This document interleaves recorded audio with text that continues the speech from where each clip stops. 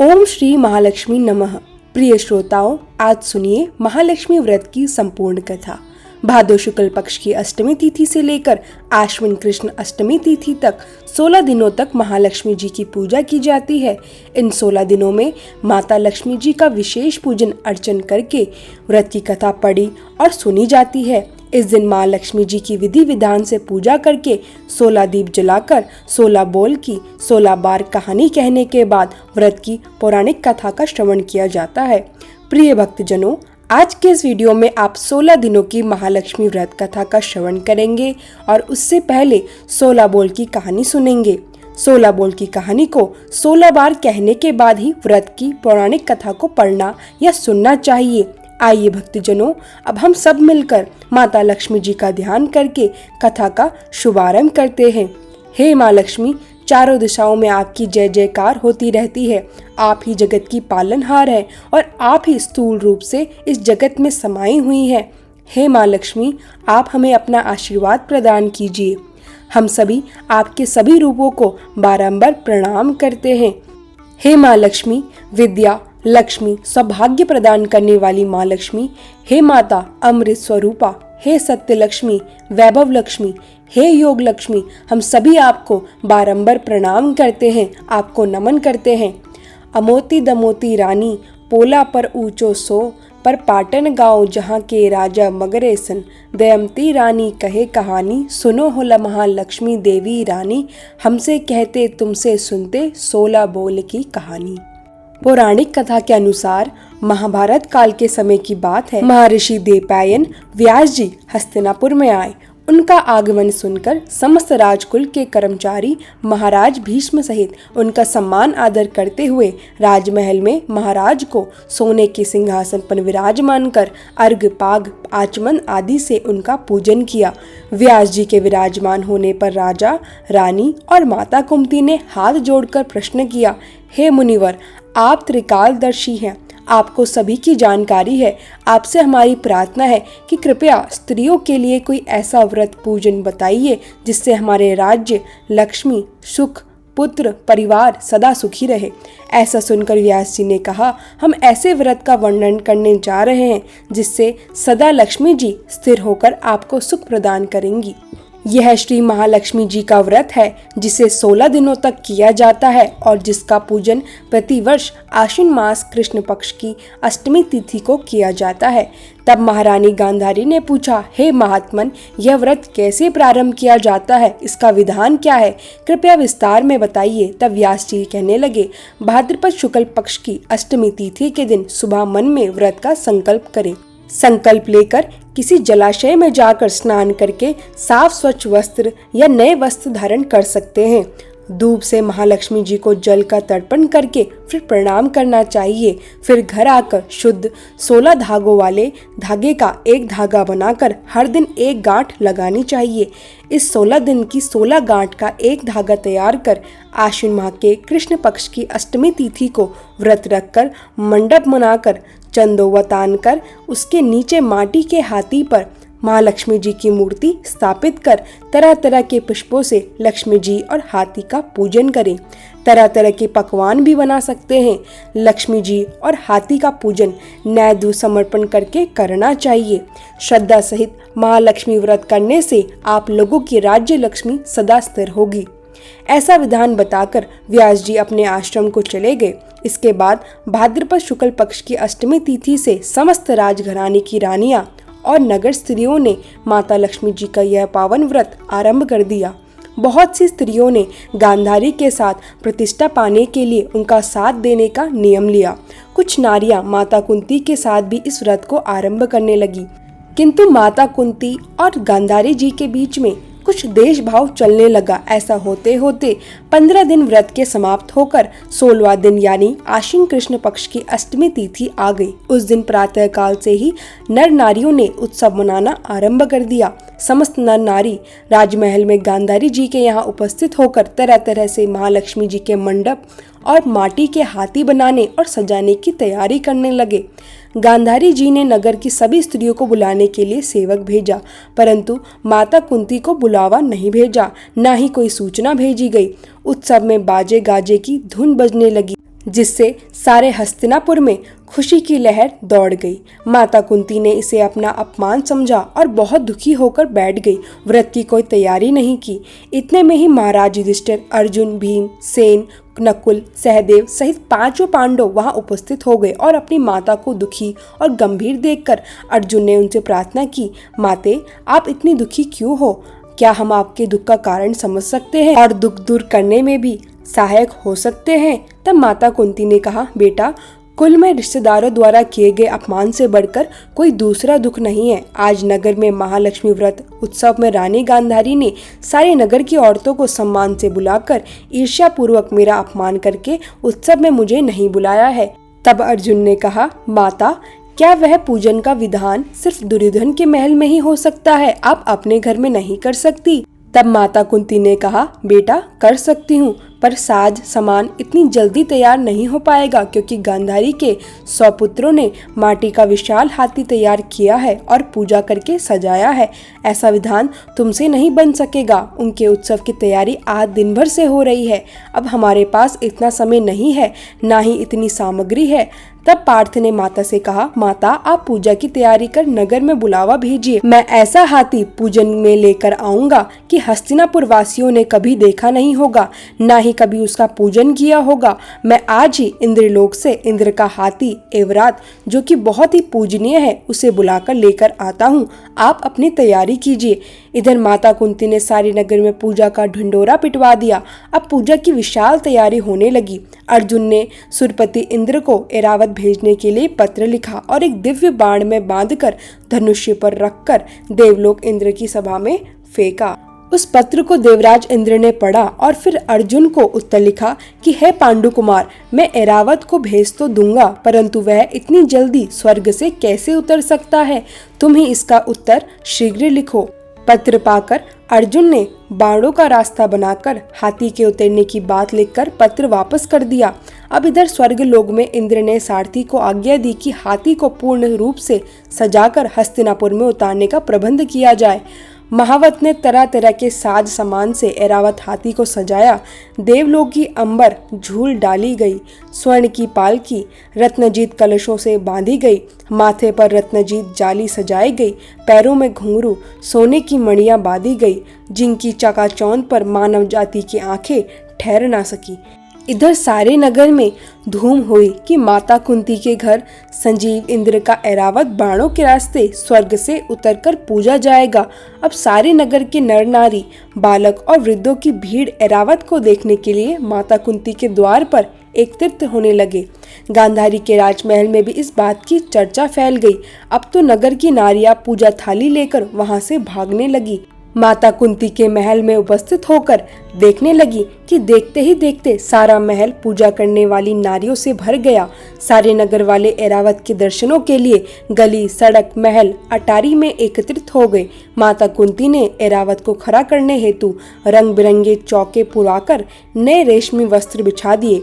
हस्तिनापुर वासी तरह तरह के स्वागत की तैयारी में फूल, माला, अबीर, केसर हाथों में लेकर खड़े हो गए।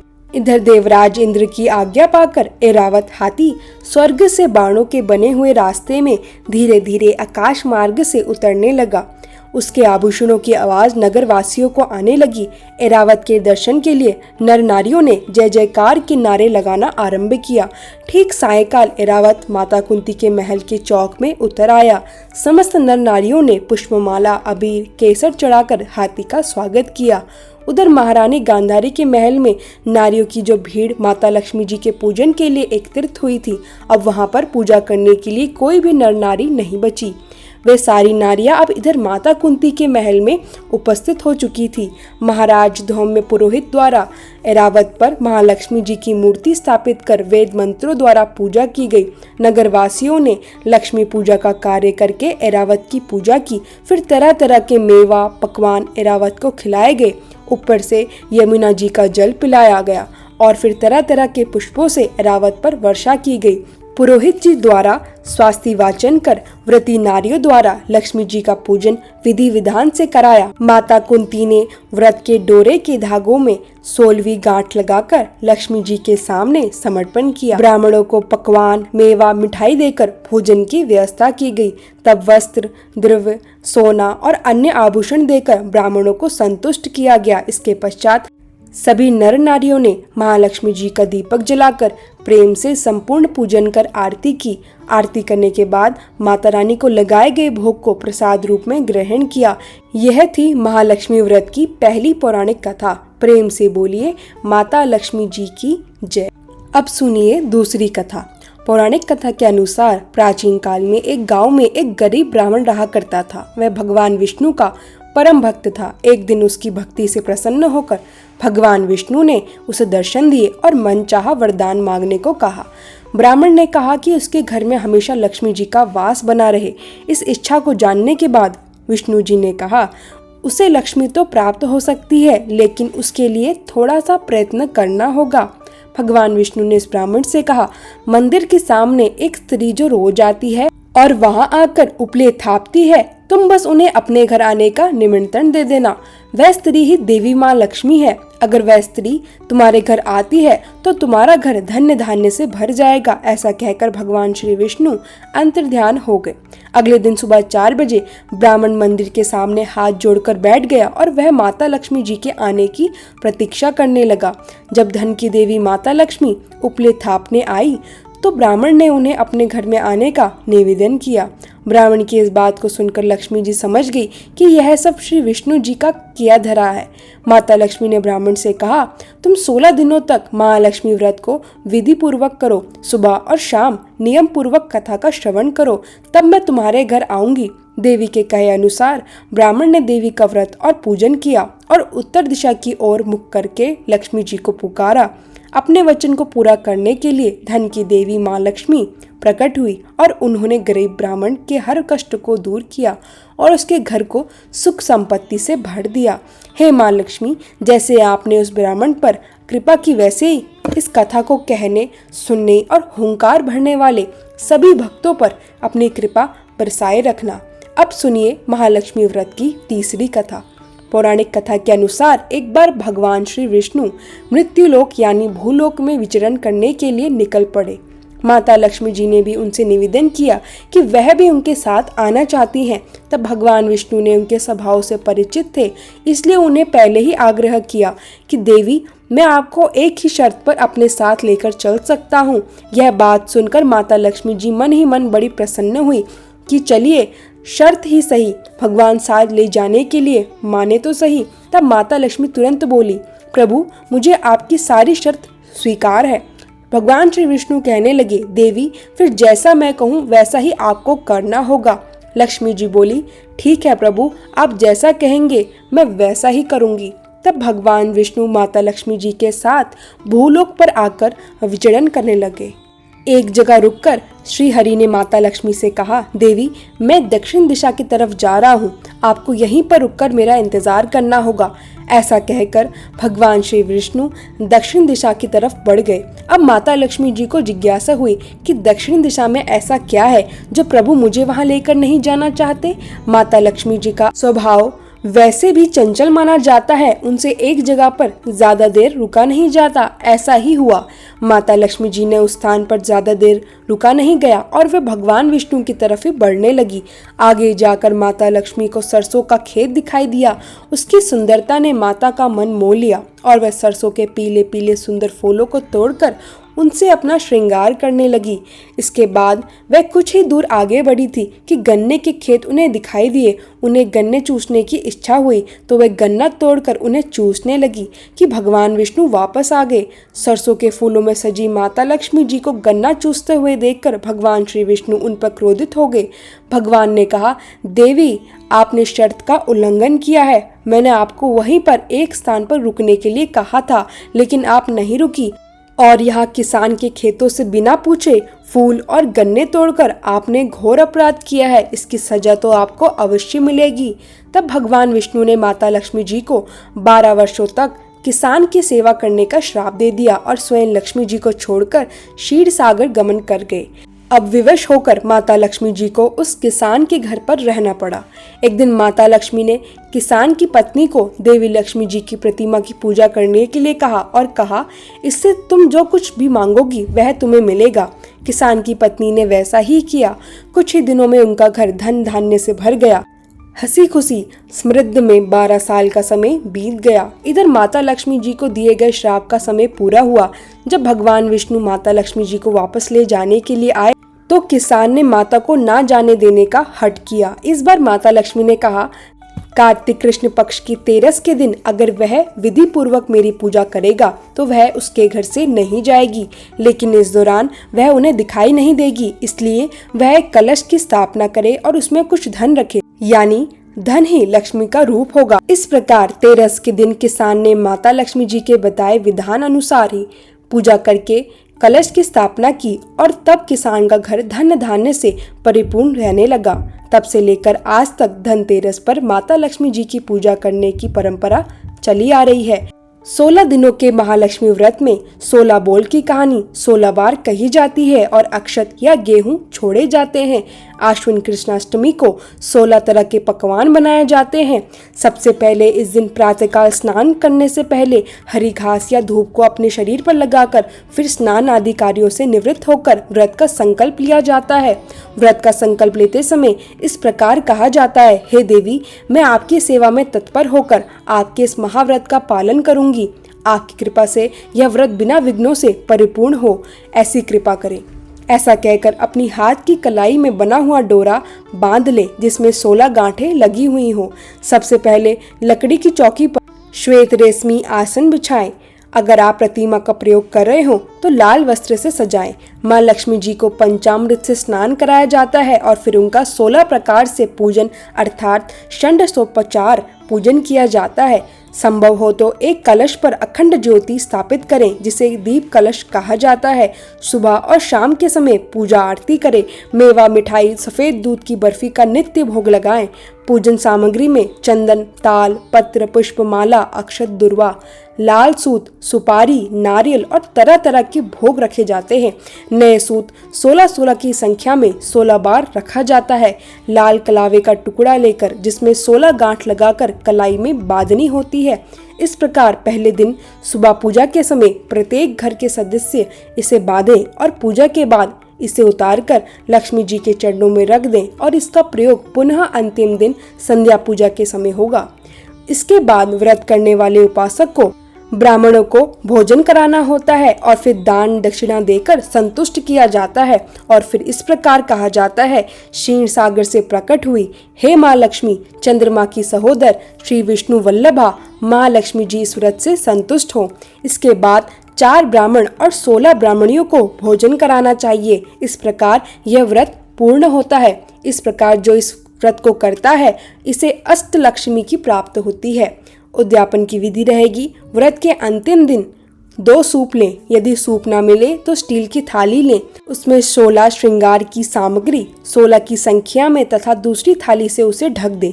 16 दिए जलाएं, पूजा करें। थाली में रखे सुहाग के सामान को माँ लक्ष्मी जी को स्पर्श कराएं और फिर उसे दान कर दें। चंद्रमा निकल आए तो लोटे में जल लेकर तारों को अर्घ्य दें। उत्तर दिशा की तरफ मुंह करके पति पत्नी मिलकर माँ लक्ष्मी जी को घर आने का आग्रह करें, प्रार्थना करें। फिर माँ लक्ष्मी जी के लिए सात्विक भोग लगाएं जिसमें लहसुन प्याज बिल्कुल ना हो।